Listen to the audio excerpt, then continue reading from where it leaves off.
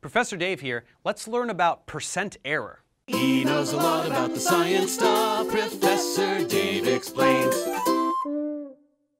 We talked about accuracy and precision as they pertain to quantitative measurements we can make while doing experiments.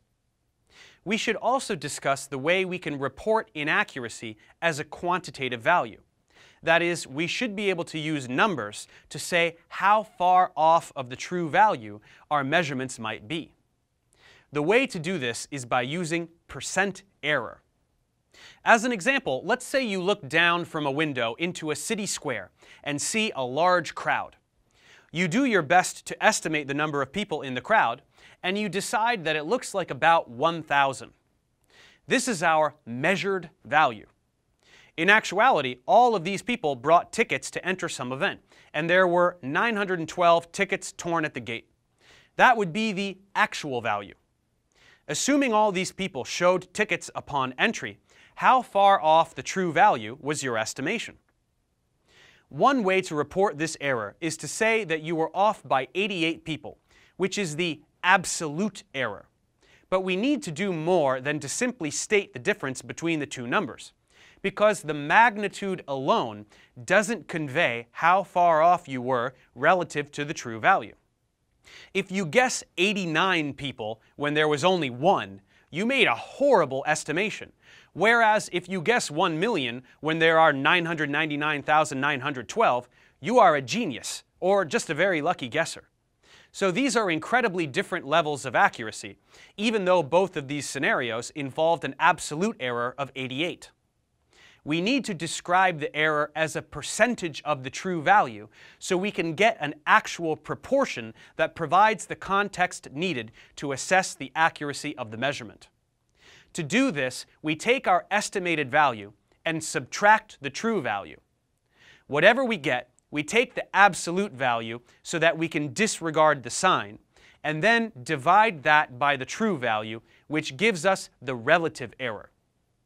And lastly, we can multiply the result by 100. This will express the relative error as a percentage, giving us the percent error associated with our measurement. For example, with the crowd outside the window, we guessed 1,000. From that, let's subtract the actual value of 912 to get 88. This is already positive, so the absolute value won't affect it. 88 divided by 912 times 100 gives us 9.65%. So we were less than 10% off with our estimate, which isn't too bad. This concept doesn't apply only to estimations. Certainly, when doing science, we want our data to reflect the smallest percent error possible because we want our measurements to be highly accurate so that they give us the best chance of using the data to make some inference about the physical world. That is why we often make measurements using sophisticated instruments or computers, so that we can maximize the accuracy and precision of our measurements. But no matter what we do, there will always be some tiny percent error associated with any measurement we might want to take, whether we are using a meter stick or a microscope. And we should be able to report this value appropriately when doing calculations. Let's check comprehension.